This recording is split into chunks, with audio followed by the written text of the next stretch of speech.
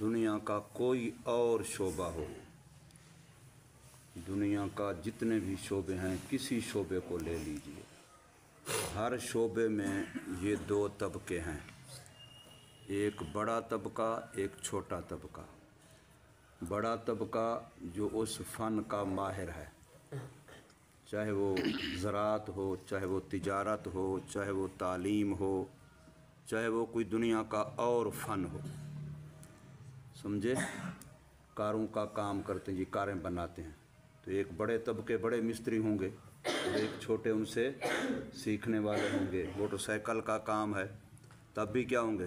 کچھ لوگ ہوں گے جو موٹر سائیکل کے کام کے ماہر ہوں گے اور کچھ ہوں گے جو ان سے سیکھنے والے ہوں گے۔ ایسے ہوگا ہی نہیں؟ زمین ہے، کسان ہے، زراعت کرتا ہے، کچھ تو زراعت کے کام کے بڑے ماہر ہیں، ٹریکٹر چلانے کے بڑے ماہر ہیں، زمین ہموار کرنے کے بڑے ماہر ہیں، زمین میں بیج ڈالنے کے، پانی لگانے کے، اور کچھ وہ ہیں جو سیکھ رہے ہیں، تجربہ کر رہے ہیں۔ ہر طبقے میں یہ بات ہے کہ نہیں ہے؟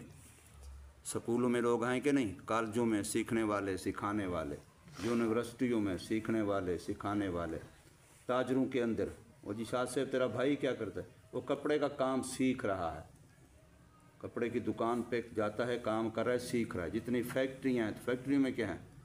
ایک طبقہ وہ ہے جو وہاں بڑے استاذ ہیں، ماہر ہیں، اس فن کے جو فیکٹری میں کام ہوتا ہے، چیز بنتی ہے، اور کچھ دوسرے کیا ہوتے ہیں؟ ورکر لوکر، وہ سیکھ رہے ہوتے ہیں ان سے۔ ایسے ہوتا ہے کہ نہیں ہوتا؟ ہوتا ہے؟ تو کیا کر رہا ہے یہاں؟ ہاں، سیکھ رہے ہیں۔ کیا کر رہے ہیں؟ تو اب یہ جو میں نے بات کی ہے اس کو ذرا سمجھو۔ ایک ہوتا ہے افادہ، ایک ہوتا ہے استفادہ۔ افادہ بڑوں کا کام ہے اور استفادہ چھوٹوں کا کام ہے۔ افادہ استادوں کا منصب ہے، استفادہ شاگردوں کا منصب ہے۔ فائدہ دینا افادہ ہے، فائدہ لینا استفادہ ہے۔ مفید فائدہ دینے والا، مستفید فائدہ لینے والا، معلم استاد سکھلانے والا، متعلم شاگرد سیکھنے والا۔ ایسے ہے کہ نہیں؟ میں نے کتنے لفظ بولے ہیں؟ افادہ استفادہ، مفید مستفید، معلم متعلم، سمجھے؟ تو اس طرح کے جتنے الفاظ ہیں، اگر تمہیں تھوڑی جی گنتی آتی ہے، سمجھ آتی ہے، تو ایک ایک لفظ کے حروف گنو۔ افادہ کے حروف گنو، استفادہ کے حروف گنو۔ کس کے حروف زیادہ ہیں؟ استفادہ کے اندر حرف زیادہ ہیں، افادہ میں حرف کم ہیں۔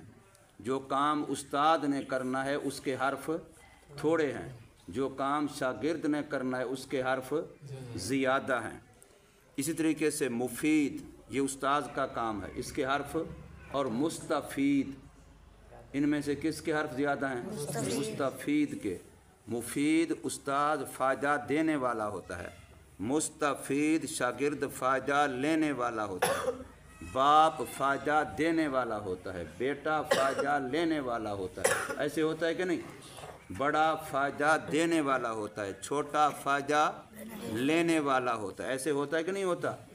تو ہر طبقے میں دنیا کا کوئی طبقہ آپ دیکھیں، یہ نہیں کہ صرف مولویوں کا مسئلہ ہے، صرف مدرسے کا مسئلہ نہیں، کسی بھی طبقے میں چلے جائیں، یہ بڑا چھوٹا، استاد شاگرد، سیکھنے والے سکھلانے والے، یہ طبقے ہر جگہ پر موجود ہیں کہ نہیں ہیں؟ تو ہر جگہ پر یہ بات فٹ آتی ہے کہ استاذ کا جو کام ہے، استاذ کے لیے جو حروف ہیں، سکھانے والے کے لیے جو لفظ ہیں اس کے حرف کم ہیں، اور سیکھنے والے کے لیے، فائدہ لینے والے کے لیے، شاگرد کے لیے جو الفاظ ہیں، لفظ ہیں، اس کے حرف زیادہ ہیں۔ تو پھر عربی کا اصول کیا ہے؟ کثرت المبانی تدل علی کثرت المعانی۔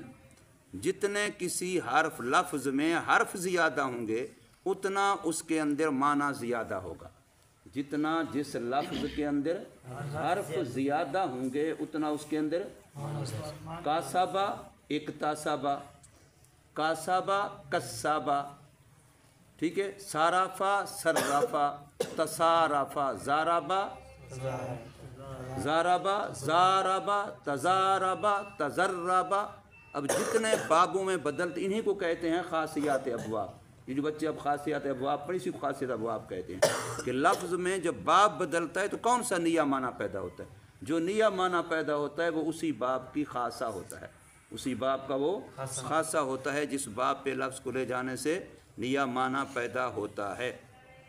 اب میں اس میں کہنا کیا چاہتا ہوں، کوئی سمجھ آتی ہے کہ استاذ کا کام تو اتنا ہوگا، بیٹا امتحان قریب آ گئے ہیں، آپ فلاں کتاب کو اتنا روزانہ پڑھا کرو، اس کے پڑھنے کا طریقہ یہ ہے بیٹا۔ اب استاد نے 5 منٹ اس بچے کو لیکچر دیا، اس کو پڑھنے کا طریقہ سکھلایا، اب یہ اگر اس کے مقابلے میں صرف 5 منٹ پڑھ لے، اس کی امتحان کی تیاری ہو جائے گی؟ نہیں، میری بات سمجھے۔ استاد نے بات سمجھانے میں کتنے منٹ لگائے؟ 5 منٹ اس بچے کو امتحان کی تیاری کا طریقہ سکھلایا۔ تو یہ کہے میرے استاد نے مجھے 5 منٹ لگائے تو میں بھی 5 منٹ پڑھ لوں گا، تو اب یہ وقت اگر برابر کرے تو کیا یہ امتحان میں پاس ہو جائے گا؟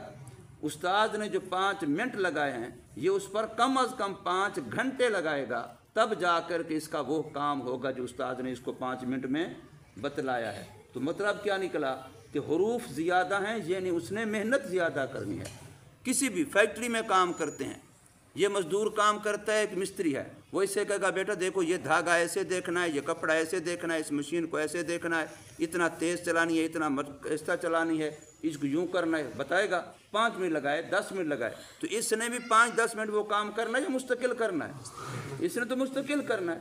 تو اس لیے یہ بات اپنی کھوپڑی میں رکھو، قرآن بھی پڑھنے والے بھی اور کتابیں پڑھنے والے بھی، کہ تم کہتے وہ جی استاد تو آتا نہیں، استاد نے وقت دیا نہیں، استاد نے 10 منٹ لگائے، استاد نے ہم بھی اتنا کریں گے پھر للی علم، علم یہ ملے گا، علم پھر یہ ملے گا۔ سیدھی سی بات ہے، اگر استاد نے کے ساتھ یوں کرنا ہے، استاد 5 منٹ لگائے گا تو میں نے کم از کم اس پر 5 گھنٹے پڑھنا ہے۔ استاد ایک بات کہہ دیا، اب تم نے استاد نے کہہ دیا بیٹا سبق تیرا کچا ہے، سبق یاد کر، اب سبق پہ لگتا ہے 1 گھنٹہ، تو یہ گھنٹہ لگائے گا سبق یاد ہوگا یا استاد کی بات کا وقت لگے اتنا سبق یاد ہو جائے گا؟ گھنٹہ لگائے گا سبق یاد ہوگا۔ استاد نے کہا بیٹا تیری منزل کچی ہے، تو یہ منزل اپنے دوبارہ پڑھ، اس کو یاد کر اچھی طرح سے۔ اب اس نے میں 1 گھنٹہ لگے، 2 لگے، 3 لگے، 4 لگے، اس نے پورا وقت لگا کے اس کو یاد کر کے آنا ہے۔ اگر یہ کہے کہ میرے استاد نے 5 منٹ لگائے میں بھی 5 منٹ لگاؤں گا، بس ٹھیک ہے، یاد ہو یا نہ ہو میرا کیا، وقت تو برابر ہو گیا استاد کے وقت کے، تو پھر یہ بچہ پڑھ جائے گا۔ تو تمہارے اندر یہ بیماری کیوں آ گئی ہے کہ مغرب کے بعد ہے وہ جی استاد کو دیکھیں استاد بیٹھا ہے کہ نہیں، عصر کے بعد ہے استاد دیکھ رہا ہے کہ نہیں، عشاء کے بعد ہے استاد کیا کر رہا ہے؟ پھر اللہ کے بندے استاد کو دیکھنا ہے، گھڑی کو دیکھنا ہے یا کام کو دیکھنا ہے؟ کام دیکھنا ہے، ہمارا کام ہوا کہ نہیں ہوا، کس کو دیکھنا ہے؟ کام کو دیکھنا ہے کہ میرا آج کا ٹارگٹ تھا میں نے ہر کتاب میں سے اتنا یاد کرنا ہے۔ مثال کے طور پر امتحان میں سے رہ گئے میرے 35 دن، اب 35 دن میں نے پوری قدوری کو جتنی میرا نصاب بنتا ہے وفاق کا، میں نے اس کو 35 حصوں میں تقسیم کیا ہے کہ روزانہ 1 حصہ پڑھوں گا، تب 35 دن میری پوری ہو جائے گی۔ اب اگر میں دیکھوں وقت ہو گیا، چاہے میرا وہ نصاب جو 35واں حصہ تھا وہ پورا ہوا یا نہیں ہوا، وقت ہو گیا، بٹھی کتاب دفع کرو، کیا کرنا ہے؟ تو کتاب چھوڑ کر گدھا وہ جا رہا ہو تو جب بتاؤ اس کا کام پورا ہو جائے گا امتحان تک؟ اگر اس نے یہ دیکھنا کہ میں نے تو اپنا کام پورا کرنا ہے، میں نے گھڑی کی ٹن کی طرف، گھڑی کے منٹ کی طرف، گھڑی کے گھنٹے دیکھنا ہی نہیں ہے، مجھے کیا ہے، مجھے نہ نیند کا پتہ ہے، نہ مجھے کھانے کا پتہ ہے، نہ مجھے چھٹی کے وقت کا پتہ ہے، مجھے پتہ ہے میرا کام 1 دن کا اتنا میں نے یہ کرنا ہے، میں نے اپنا یہ وقت آج پورا۔ اگر میرے 6 پیپر ہیں، اس بچے نے بھی 6 پیپر دینے ہیں، اس بچے نے 6 پیپر دینے ہیں، اب وہ ایک پیپر کو، اس پیپر کو میں نے آدھا گھنٹہ دینا ہے، اس پیپر کو آدھا گھنٹہ دینا ہے، اس کو بھی آدھا گھنٹہ قدوری کا ہے، آدھا گھنٹہ علم الصیغہ کا ہے، آدھا گھنٹہ ہدایت النحو کا ہے، آدھا گھنٹہ زاد الطالبین کا ہے، آدھا گھنٹہ ترجمے کا ہے، آدھا گھنٹہ منطق کا ہے۔ اب اگر یہ آدھے گھنٹے کرے گا تو 6 پہ کم از کم کتنے گھنٹے پڑے گا؟ 3 گھنٹے۔ اب اگر گھنٹہ دے گا تو کتنا پڑے گا؟ 6 گھنٹے۔ اگر پونا گھنٹہ کا پھر کتنا بنے گا؟ اب یہ چیز اس نے خود نوٹ کرنی ہے کہ میں نے نہیں دیکھنا کہ ادھر گھڑی کیا کہتی ہے، میں نے نہیں دیکھنا کہ فلاں وقت کیا کہتا ہے، میں نے یہ دیکھنا ہے کہ میرا آج کا ٹارگٹ کام کا پورا ہوا ہے یا نہیں ہوا، بس۔ کوئی سمجھ آتی نہیں آتی؟ استاذ کا کام تو صرف راستہ بتلانا ہے کہ بیٹا تو نے فلاں گاؤں جانا ہے، فلاں روڈ پہ جانا ہے، دیکھو یہاں سے یہ روڈ ایسے جائے گا، ایسے موڑ آئے گی، ایسے آئے گا، تم نے پہنچ جانا ہے۔ اب تم کو استاد نے بتانے میں یوں بتایا تھا تو میں بھی یوں چل کے آگے جا کے بیٹھ جاتا ہوں، اتنا وقت تو میں نے چل لیا جتنا وقت استاد نے بتانے پہ لگایا تھا، تو پھر پہنچ جائے گا یہ بندہ اپنے گھر منزل پہ پہنچ جائے گا، جہاں جانا چاہتا ہے وہاں پہنچ جائے گا۔ تو یہ باتیں سمجھ آتی ہیں، تو ہمیں پڑھائی سمجھ کیوں نہیں آتی؟ 1 سال نہیں، 2 سال نہیں، 3 سال 4 سال بھی لگائے بیٹھے ہو، کہہ کے استاد تھک گئے، ماں باپ تھک گئے، کوئی اور بڑا چھوٹا آیا تھک گیا، ہم ٹس سے مس نہیں ہوتے، تو اتنا آخر کیوں ہم پر اثر نہیں ہوتا؟ ہمارے دل کیوں پتھر ہو گئے ہیں؟ ہمارے دماغ کیوں موقوف ہو گئے ہیں کہ متاثر نہیں ہوتے کسی تاثیر سے؟ کسی کی واز، کسی کی نصیحت، کسی کی بات ہم پر اثر نہیں کرتی۔ سمجھا کے اللہ کا بندہ تمہارا فائدہ۔ اب اس بچہ 3 سال میں حفظ کر سکتا ہے، لیکن وہ تھوڑا کر وہ 6 سال لگا جاتا ہے، تو کس کا نقصان ہے بتاؤ؟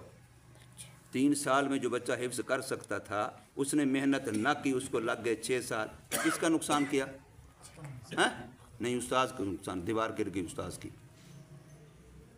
کس کا نقصان کلودی صاحب؟ تو پھر یہ کس کو سمجھ آئے گی؟ یہ بات کس کو سمجھ آئے گی؟ کون کسی کو سمجھائے گا؟ یہ جتنے میرے سامنے بیٹھے مجھے تو وقت کسی کو نہیں سمجھ آتی ہے۔ سارے یہ کہتے ہیں ہماری جان چھوٹے، اللہ کرے پورا ہفتہ استاد کو بخار ہو جائے، ہمارا ایک سبق بھی آگے نہ ہو، ہمیں بڑی خوشی ہے۔ یہ سارے اس مزاج کے بندے بیٹھے ہیں۔ اللہ کرے استاد آج سبق نہ سنے، اللہ کرے استاد سب کی نہ سنے، اللہ کرے استاد آج منزل نہ سنے، ناغہ ہو جائے، ان کو پرواہ بھی نہیں ہوتی کہ میرے سبق کا ناغہ ہوا ہے، میری منزل کا ناغہ ہوا ہے، میری سبقی کا ناغہ ہوا ہے۔ ہوتی ہے پرواہ، ہوتا ہے احساس، دکھ ہوتا ہے کہ بھی کتنا نقصان ہو گیا ہمارا۔ کھانا نہ ملے ایک ٹائم، اس کا پتہ چلتا ہے کہ بھی ایک ٹائم کھانا نہیں ملا، اس کا پتہ چلتا ہے۔ چائے نہ ملے، اس کا پتہ چلتا ہے۔ سبق کا ناغہ ہو جائے، الٹا خوشی ہوتی ہے، شکر ہے استاد نے سبق آج نہیں سنا، شکر ہے منزل آج نہیں سنا۔ اور ادھر والی پارٹی یہ تو ویسے ہی ماشاءاللہ مرفوع القلم۔ کس کو سمجھائیں، کس طریقے سے سمجھائیں؟ یہ میں نے آپ کو اس طریقے سے کسی عقلی طور پر سکھایا کہ دیکھو یہ لفظ میں نے تو نہیں بنایا، یہ افادہ استفادہ کا لفظ عربی کا ہے، میں نے بنایا، یہ مفید مستفید کا لفظ میں نے بنایا، یہ معلم متعلم کا لفظ میں نے بنایا، لیکن لفظوں کے اندر جو آخر حروف زیادہ آ رہے ہیں شاگرد والے، اور یہ اصول بھی میں آپ کو جو سنا رہا ہوں، یہ میں نے تو نہیں بنایا۔ کثرت المبانی تدل علی کثر، یہ کاسبہ ایک میں نے مثالیں دی ہیں، یہ میں نے بنائی ہیں، یہ پہلے سے ہیں۔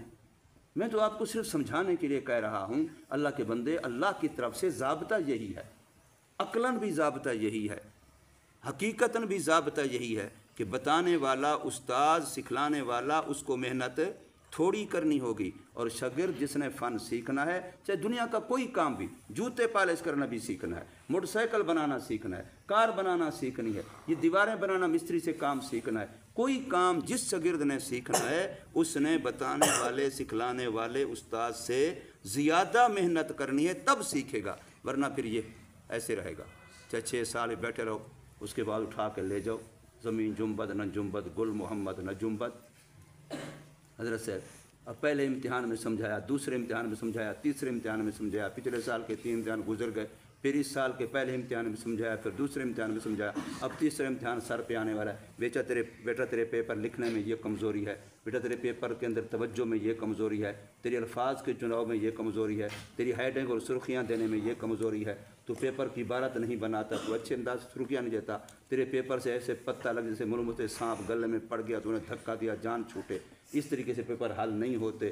شوق ذوق سے ہوتے ہیں، محبت سے ہوتے ہیں، پیار سے ہوتے ہیں، دیکھنا پڑتا ہے، چیز سیکھنی پڑتی ہے، اس کو دیکھو، پرچے تمہارے پاس موجود ہیں، حل شدہ پرچے موجود ہیں، ان کے مطابق جواب بنانے کی کوشش کرو، سوال کو سمجھو، لیکن پتہ نہیں، سمجھ نہیں آتی، وہ کہنے والے کسی نے کہا ہی نہیں ہمیں، تو پھر کب کہو گے؟ جس وقت سارے یہ بھی راستے فیل ہر طرف سے پھر آئیں گے، ماشاءاللہ اچھی مبارکبادیں، پھر اچھا ہو جائے گا، سال بھی اپنا ضائع، محنت بھی اپنی ضائع، پھر دوبارہ یہی سال پڑھیں گے، دوبارہ پھر یہ ماں باپ بھی بڑے خوش ہوں گے، استاد بھی بڑے خوش ہوں گے، تو پھر ہمیں سمجھ آئے گی، کیا پھر آئے گی سمجھنا، پھر سمجھ آئے گی۔